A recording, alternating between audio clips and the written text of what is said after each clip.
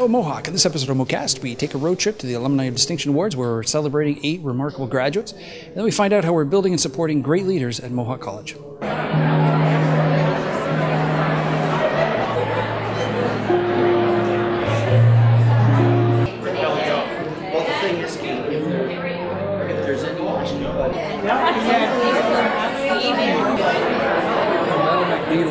Hey, so we're here with alumni of distinction recipient Sharon Charters. Sharon, congratulations. Thank you very much. You're modest, because I know you are modest. So we brought Terry Cook in. Terry is not. Terry is your boss, although sometimes it may feel the roles are reversed. Terry, what's Sharon like to work with? She is an enigma wrapped inside a riddle. We have what we call Charters moments at the foundation in which she imparts great wisdom, usually with a little bit of hilariousness. And she works hard.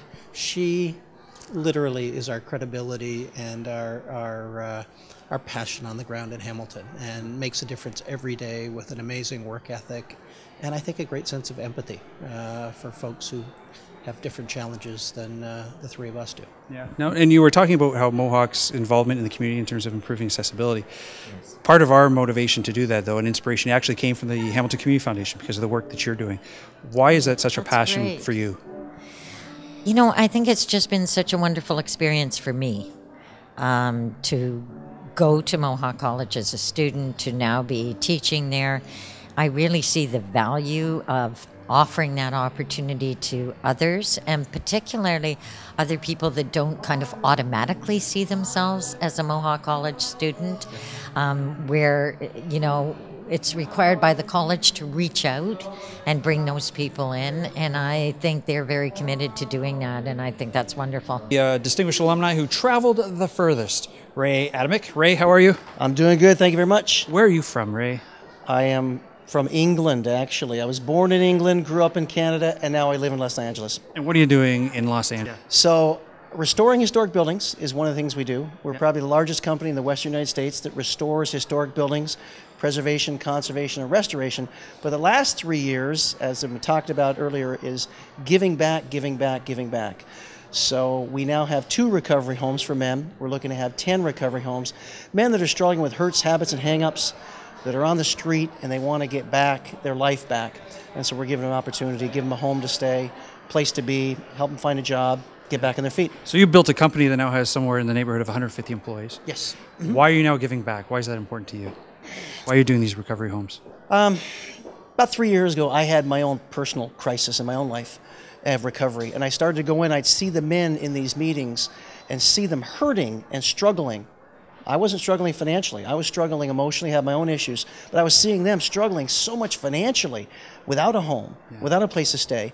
And so I had a friend who actually just passed away about a month ago. His name was Izzy, and we named the homes. Him and I co-founded Izzy's Place and Homes of Promise. And so we have Izzy's Place 1 and Izzy's Place 2. And that's how it came about. I would see the men coming in. They're wanting help, but without a place to sleep, without a place to stay, it's really hard to kind of get back on their feet and get a job and kind of become a productive member of society. So you're giving them a home and hope. A home and hope, yeah. That's cool.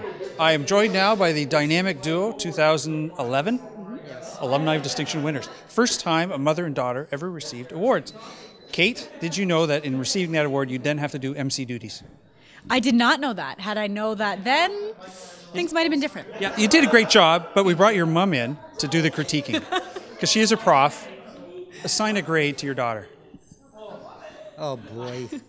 But I have to, she's going to be coming home with us. So, I mean, Kate, not a bad job. Not a bad job. Thought your enunciation wasn't bad. Okay, constructive feedback. Right.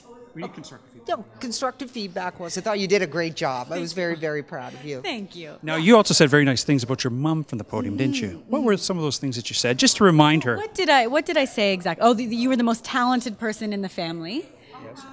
So I was confused a little bit by the type of criticism I got there because I had said such nice things. I know it's a little harsh, but and you've got a wedding coming up, so I think those comments should entitle you to a fantastic wedding gift. I think that's a great idea. Yeah. And I think she thinks that's a great idea too. I think part of the feedback that you're getting, though, you're feeling a bit threatened because, I mean, you do the president's dinner, you host a whole lot of events for us. Well, I gotta admit that you asked her first. I didn't see my invitation got lost in the mail, Jay. Yeah. Who knows? Yeah.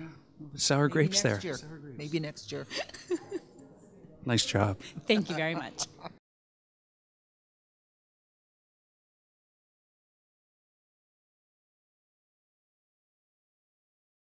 right, so for Mohawk to move from good to great, we need great leaders all throughout the organization. And to build those leaders, Mohawk has come up with a toolkit. And to tell us what's in the toolkit, we are joined by Karen Pashley, Chief Human Resources Officer. How are you doing, Karen? I'm doing great, Jay. How are you? Excellent. So let's get right to it. What is in the Mohawk toolbox for building great leaders? Well, we've got a number of opportunities and initiatives planned. Right now, we've just started delivering what we are calling our Future Ready Leadership Program. And that is a program designed of 8 modules for leaders who've been identified by their leaders as having great potential in the organization. Which might explain why I did not get an invitation to this program. There was lots of discussion about you, Jay. I'm sure there was. And the second phase of that is geared towards folks who are already established leaders but might just need some support in a couple of areas to round them out. And that's things like strategic planning or risk management, that sort of thing. So tool number 2 in our leadership development toolbox would be? It's the 360 review. As you would have seen from an email that's gone out, we're going to be conducting 360 interviews on all of our senior management team. What we've done is created a series of questions that directly relate back to those employee engagement areas, and we'll measure our leaders' performance and behaviors in those regards. Right. And so there's a chance that faculty and staff will then be asked to provide feedback to say, here's how we see senior managers, are they walking the talk? That's exactly what we're trying to achieve. We are asking people to be very candid and constructive in their feedback, and each manager will be, or each SMT member will be assessed by a group of 10 of their colleagues and direct reports. Right. And so the third and final tool that's in the toolbox right now would be?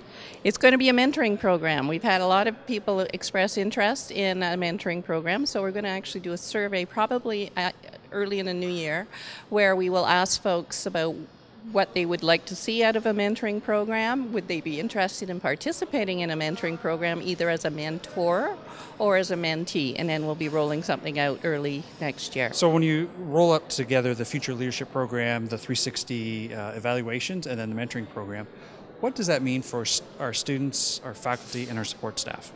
Well, it's very clear. Research shows that the more capable your leaders are, the more engaged your employees are. The more engaged your employees are, the better our service delivery is, and that's got a direct impact on our students and the whole college community.